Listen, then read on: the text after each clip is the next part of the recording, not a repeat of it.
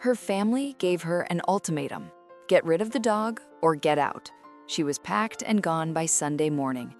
What followed, the empty fridge, the 3 a.m. floors, the father who showed up with no warning, is the kind of story that makes you rethink what home actually means. Her family told her to choose. She chose milk. It started the way most life-changing decisions do, not with a grand plan, but with a single moment that felt too right to walk away from. Haley had known about the pregnancy for weeks. Her best friend's chowchow, a cream-colored cloud of fur named Biscuit, was expecting a litter, and from the very first time Haley heard the news, she felt something pull at her chest, quiet, certain, impossible to ignore. "Can I have one?" she asked one afternoon, almost laughing at herself for even saying it out loud. Her best friend grinned. "Obviously, you're at the top of the list." What Haley didn't account for, which she never saw coming, was her family. The puppy arrived on a Tuesday in late November, 8 weeks old, barely the size of a winter boot, with fur so pale and soft it looked like someone had bottled fresh cream and shaped it into a dog. Haley named her Milk on the spot. It felt right. It felt like her.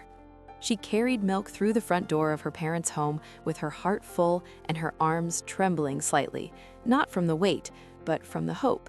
Her mother looked up from the kitchen counter, her father lowered his newspaper, her older brother leaned in from the hallway.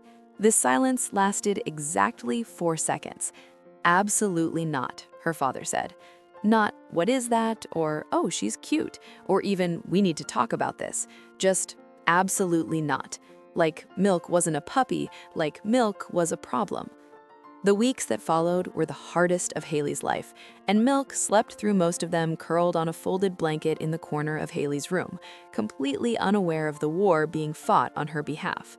Her mother called chow chows unpredictable. Her father Googled bite statistics at the dinner table and read them aloud without being asked.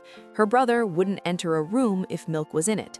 Every single morning felt like a negotiation Haley hadn't agreed to enter. At 2:47 a.m. one night, Haley sat on the floor of her bedroom with Milk in her lap, both of them awake in the dark, and she typed 4 words into her phone: "Apartments near me, cheap." She wasn't being dramatic, she wasn't looking for a reaction, she was just done. Stories like this are why some bonds are worth every sacrifice. She found a studio apartment 20 minutes away, 460 square feet, a radiator that clanged every morning at 6 a.m. like it had something to say, a bathroom window that let in cold air no matter how many times she sealed it. The rent was $1,140 a month, almost exactly half her paycheck. She said yes before she finished the lease. Moving day was a Sunday. Her family stood in the driveway and watched her load boxes into a borrowed car. Her mother's arms were crossed. Her father didn't say goodbye. Milk sat in the passenger seat with her nose pressed against the window, watching the neighborhood slide past as they drove away. Haley didn't cry until she was 3 blocks from the house.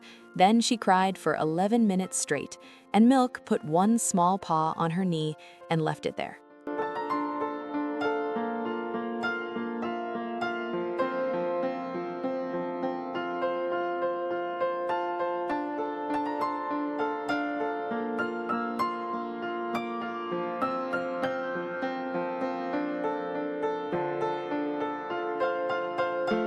The first month was the kind of hard that doesn't make for good stories. It just makes for long nights. Haley ate rice and eggs more evenings than she wants to admit. She picked up extra shifts. She learned which grocery store marked down meat on Thursdays. She hand-washed her clothes twice when the laundromat ate her last quarters. But every morning, without fail, Milk was there. Sitting at the foot of the mattress Haley had pushed directly onto the floor because the bed frame was still at her parents' house. Waiting, patient, impossibly soft. Some dogs don't just share your space, they hold you together. There were phone calls from her mother, first short, then longer, then one evening a call that lasted 40 minutes and ended with her mother saying, very quietly, "We miss you, Haley." Haley said she missed them too. She meant it completely. But when her mother added, "You could always come home, just maybe find another arrangement for the dog," Haley felt something in her chest go very still. "I'll talk to you tomorrow, Mom," she said, and hung up. It was her father who surprised her. He showed up at her apartment on a Saturday morning, no warning, no explanation, holding a paper bag from the bakery she'd loved since she was 12. He stood in her doorway and looked around the apartment with the expression of a man recalculating something important.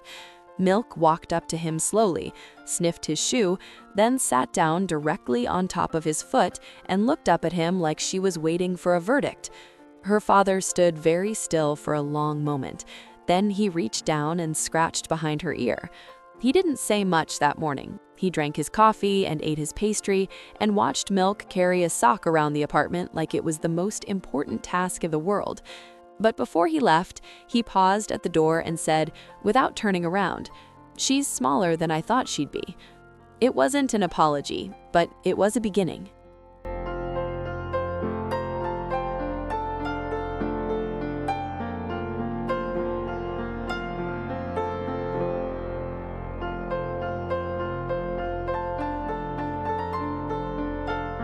The calls changed after that, slower, warmer. Her mother asked what Milk ate. Her brother sent a meme about chowchows without comment. Small things, the kind of small things that quietly add up to something enormous. And then, on a Wednesday evening 6 weeks later, her mother called and said, "Bring her when you come for Sunday dinner." Haley sat with that sentence for a long time after she hung up. She looked at Milk, who was asleep on the couch with her chin resting on the armrest, cream fur rising and falling with every breath, completely at peace. "We're going home," Haley whispered. Milk opened one eye, closed it again. That night, Haley didn't sleep much, not because she was anxious, but because something she had been carrying for months had finally, quietly set itself down. She lay in the dark and listened to Milk breathe, steady, unhurried, like she had never once doubted how this story would end.